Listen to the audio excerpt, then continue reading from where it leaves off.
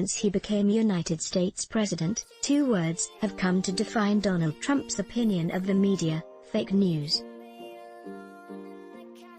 Whether in his constant stream of tweets or in press briefings, fake news has become his go-to response to reports he disagrees with, especially if they imply any criticism of his actions. Yet, according to the Washington Post, Trump has himself made over 20,000 false or misleading claims since becoming president. Nearly 1,000 of them relate to the coronavirus pandemic, and if taken at face value they could have had, and probably have had, severe consequences in undermining the fight against the disease. In March, for example, he stated, "You can call it a germ, you can call it a flu, you can call it a virus, you can call it many different names, I'm not sure anybody even knows what it is." He said this despite warnings from public health experts about the dangers of equating COVID-19 with flu, as it was known to be transferred between people far more easily and had a mortality rate 10 times higher. The pattern of denial and bluster demonstrated by Trump points to a leader who is unable to grasp the severity of the problem facing him.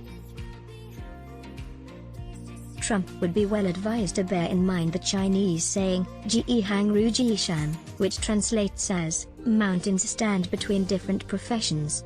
Amid the coronavirus pandemic, for a businessman turned politician to offhandedly dismiss the opinions and observations, and even the advice, put forward by professionals in the field of disease control, is a dangerous path to follow.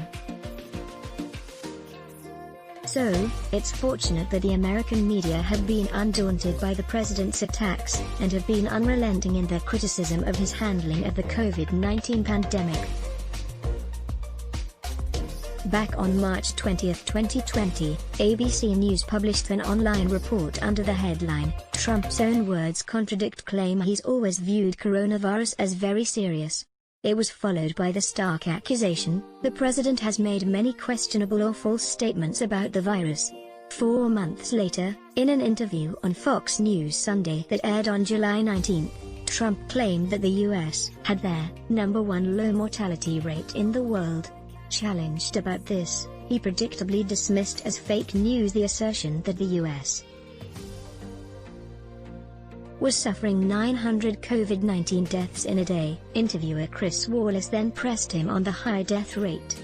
"But, sir, we have the 7th highest mortality rate in the world," he argued. "Our mortality rate is higher than Brazil, it's higher than Russia, and the European Union has us on a travel ban." Trump was scarcely swayed, insisting, "I think we have one of the lowest mortality rates in the world." This response, though appearing to represent a slight concession in the face of the evidence, suggests either that he is determined to reject the reality, or is in denial. Another statement made by Trump in the same interview points to something perhaps even more alarming: complacency. "I'll be right eventually," was the president's response after being shown a series of video clips in which he made claims about the coronavirus that subsequently proved false. These ranged from, "It's one person coming in from China, and we had it under control," "It's going to be just fine," said on January 22, "that I think we're gonna be very good with the coronavirus. I think that at some point that's going to sort of just disappear," stated as late as July 1. On July 21, the U.S.